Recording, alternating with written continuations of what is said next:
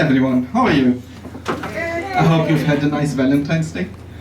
Valentine's is an interesting day, isn't it? The actual memorial of a bloody priest's martyrdom has turned into an annual celebration of cards and chocolate.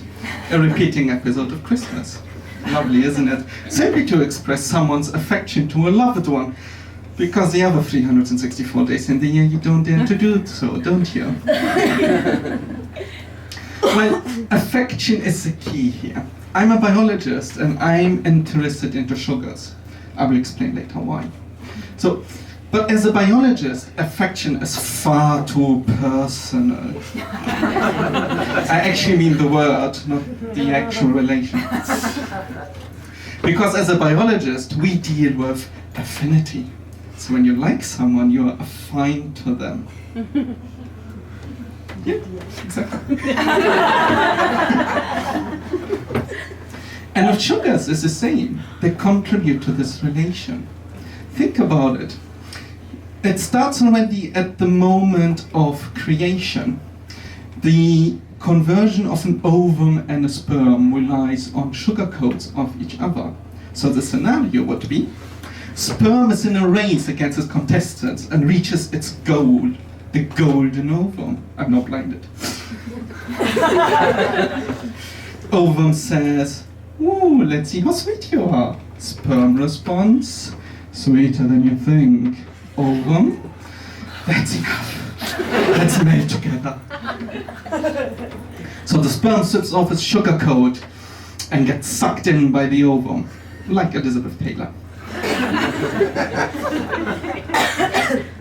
So, the interesting thing of sugar is because it actually dominated most of my research in various topics, and that included a lot of O's. Sugars come in various flavors. There is glucose, mannose, fructose, lactose, galactose, saccharose, and you can keep going in those. Last one was invented. And they come also as pentoses and hexoses in pairs and chains, like bondage.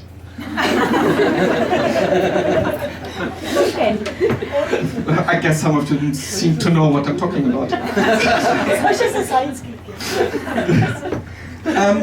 But now the center of my research has turned towards the brain, the organ of attraction, rather than anything else.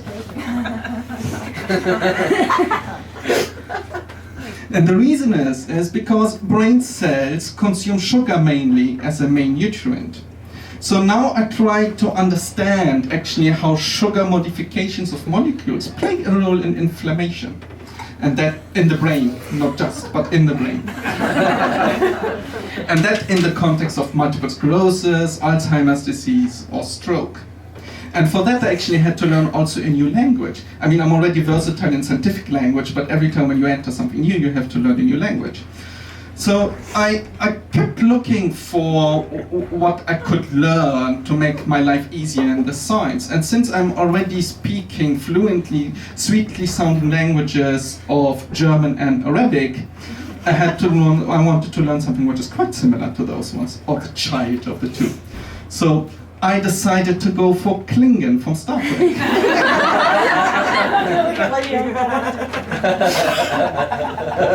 So the three molecules I'm now dealing with are called like that. So the actual sugar I'm working on is O-glucnak. The enzyme that adds it onto molecules is called OGT, or when you're German you would say OGT. And the enzyme that removes the sugar from molecules is called OGA, or when you speak Arabic it would be OGA. So, learning Klingon, I thought, okay, let's make a sentence of that. And then you end up learning your principal molecular pathway as OGA puts O-glucnak, OGA takes O-glucnak, tak mach.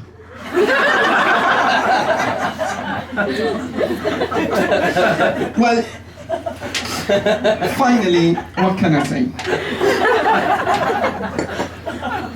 I am a German Arab, I eat 3 times a day at least sweet baklava pastries. And I speak unpronounceable languages which sound like sugar.